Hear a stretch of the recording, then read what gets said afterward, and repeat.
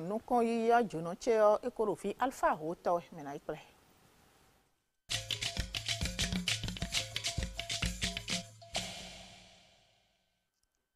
Alpha Hoto. Quoi bosia?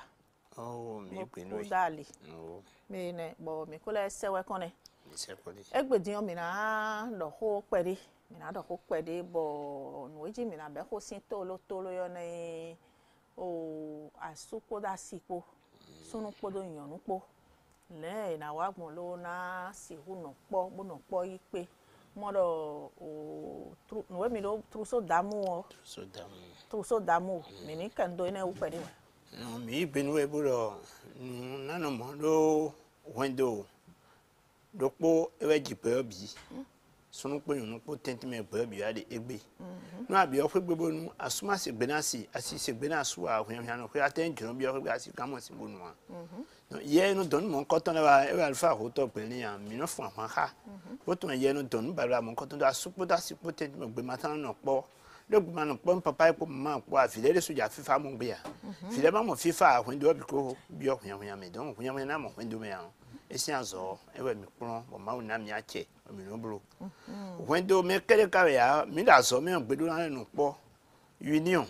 Ne mi na gbegun assurance gbenasi assurance gbenasu gana se gbenaso bi ton aso bi na se gbenu canton. Ayeje de assurance gbenu me lo ayeje ade si o ma yiwe ya asigan wa ndebo nu epawe ya anu kan ko e bo kan lo nde ya ene me on mi lo nu ade bene troso damu o me ro holo si edin na se po mi ne kazan mon coton bon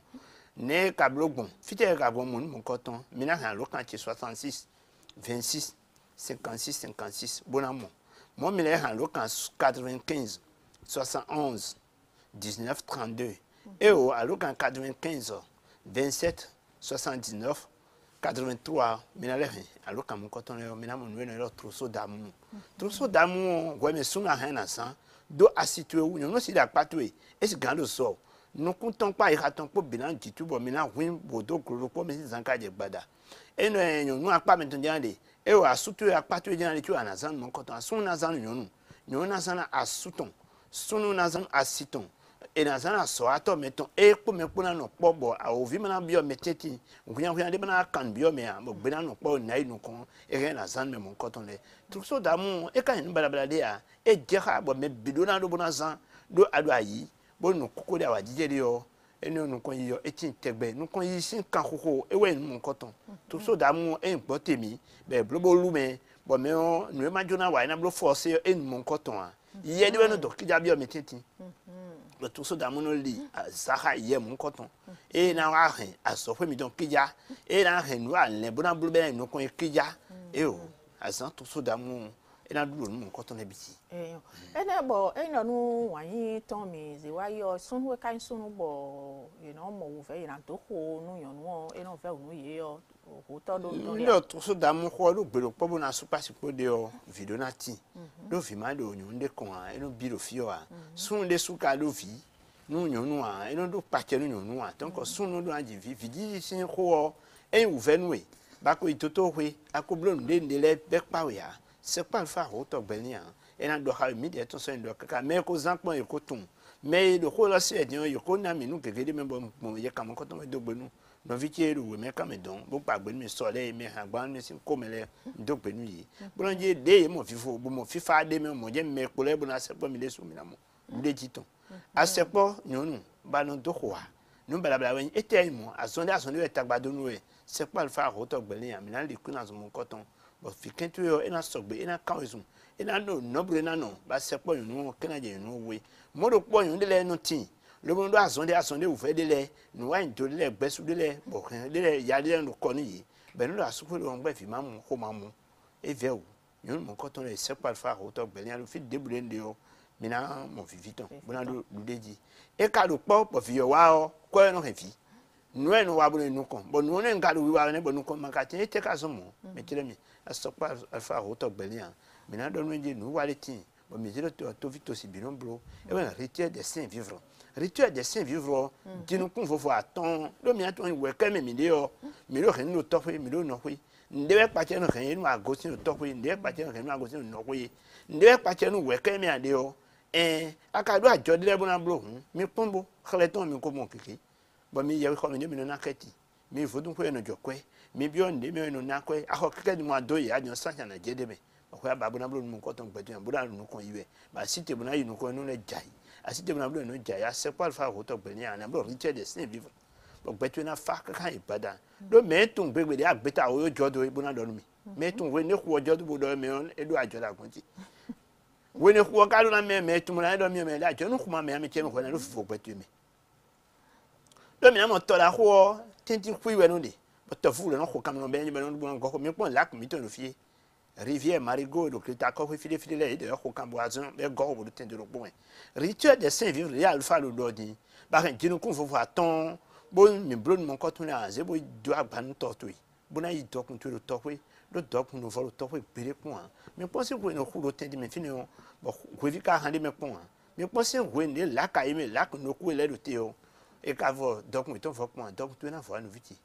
Rituel de Saint-Vivre, des meilleurs dions, c'est pas mieux. Le doc malo podo di dona into e fifa en wendo to e biton vio to me fieli ba mi se nkoton boblo vio yo to me mede bo pedi wele bo nbleni mi se nkoton wazo mo nkoton fifa na yeton me ko blo e ko pa gbeni mi manu godo nu wa mo nkoton no so bo yo mi on ran lo kan 66 26 56 56 rituel de Saint-Vivre devle le fine bene libomi mais tu l'as mis à cause de beaucoup de nous le document les qu'on a dit mais quand le libre me ho mais l'inversion de nous avons gozan dion na iko bon comme na go hasu mais de no wazo ne le nous dia no wa e me na je tokumbo un journaliste numéro ko cambio mi télé wa yu le fi Carrefour ade et nous en radio ko devant do besoin tu as so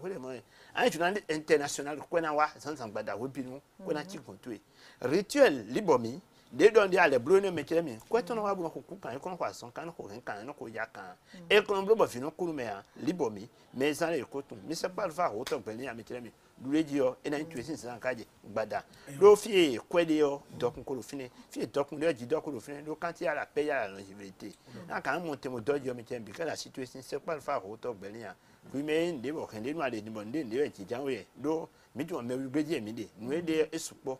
ko madame no no mo no pachame e do mo no se pa fa ko to gbele mi na kiji gbeto wo de adoro e janti gbetan to mi bo de so inti eyo alpha o to mi no mo je me lo gbeto mi de tin mo da pe pa zo e kuno lo wa teriye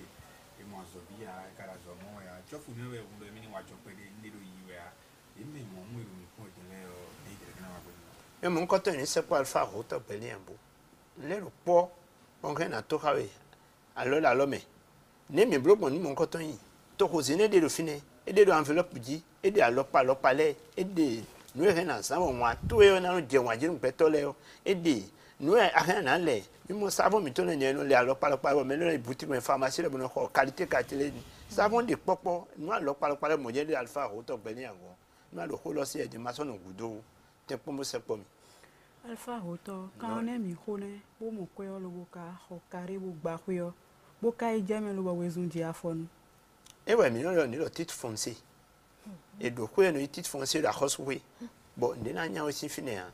titre foncé le de mériton bon nous c'est de de bon de messi fini hein moi do quoi ka do quoi no grand mais moi maintenant bloc clôture no ko yi clôture yo faut temps ouais mais de bloc clôture à moi mais oui mais on mais les donner de voler de fini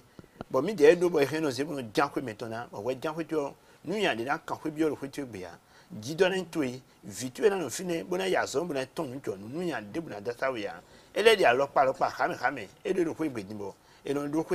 lo do gardien be no ko gbe o gardien meton no le asobla bo no le gbome keke meton bu no jeru meju ko gbe asepa alfa o to gbe ni amejele mi aso no ko di gbe na le aso we binu meton le yetun do na ya wo ti mi loje alfa o to matun rasu mi go si wa mi pon sun kan fi mi de no ni bu mi ton no ko me de ko no so wa e no juro mi yi e ma no juro ya mi no he million ka bi kwa gbe no ha ho ne e no juro yi e ka ji so wa quelqu'un mais non de hommes mais non bio le sont quand même donc hommes donc aïe quoi nous et le sigan no très bon bien mais ouais donc quelqu'un da hommes non hole no si c'est do hommes non pas mais de qu'on soit et non juro ici aka si so avec alpha hoto o ene le do mi de dio me le ko ya lo kan fite mo ka ro mi ba na e gbe don no kuton bo de église Saint-Michel si a ti jamais fini bon mais kan lo kan 66 26 56 56 so et là mon mi egbe bon do fini egbe je so samedi de jai to bona le comme le dio boy kon do dimanche au bonai blo photo do to vida gwe mi do na so we ma ne et ne bona son to vida gwe si donc mais le holo se kabi a do gudo bon e on joue kan bio yo a han lo kan 95 71 19 32 95 27 79 83 attends il est là à yo en les momi fidèle comme alpha hôtel le boycon boycon nos accords hôtel majesté c'est un goût de paracoussin à l'ioto fini non mais le gros camé et Cassato il est là mais à gros boy là lo kan 95 71 19 32 maintenant c'est roki et min ka le boycon maintenant il y a des sous ndo noté délai do fidèle bazan le DJ na la ya dobo minasi alpha roto ho mindo dimona do se do yeme buru mi pon e gan ko yemele so en ko bo na do bolan wa mi ami mo no hwen mi ne di on fito finale bi kuido ne la blog mo nu vie ton le yesame na di bo mi ko ajo hanu aton ko le ben candidat leton be we ndo njele ajo hanu konton e we mo biko o ko na no la na do fiole si ma candidat lo ka se mo bo jan mo la gbe o il faut nous qu'on a poté en vrai bon fi on a doit aller non ah on a le tenir mais et tu m'as fait tu en le ranzo et wazo le kan ya ijeto mais les don développer mais non goro khal ba so ne buna du et il y a zebuna kan du bu kan du weje ça me we wona ya moi c'est don me ba do ko d'un seul coup ouais mais do développer mais non test 18 bon nous ouais c'est ça atteint les beaux sont nous tu bon matière des ajuna blo prévoir de nous contrôler la matière là na wazo buna 18 mais tu l'ami nous zomba blo erreur bu 18 mon quand on développe gros fia donc mais causant mon quand on me prend alors pas les mais tu l'as mis écoute pour mention très bien les pour et vieux le bac avec bourse et non les dans le futur ici mais bah film tu mention très bien avec bourse mais c'est quoi alpha roto belien mais le sel de joie bon dans les pour virer en crotte à mon na wadi mon de examen bon de bon ça les futur les remis les dions examen remis futur vino l'impôt miton non alpha roto belien du bon filer na tempo de mention très bien pour alpha hoto na chen me de suno me kudo no timenu o me o e ndo no me de do no tentemene le de sin hudo me o alokan le ne fie ka he na mo alpha hoto de le yo ene e don me ne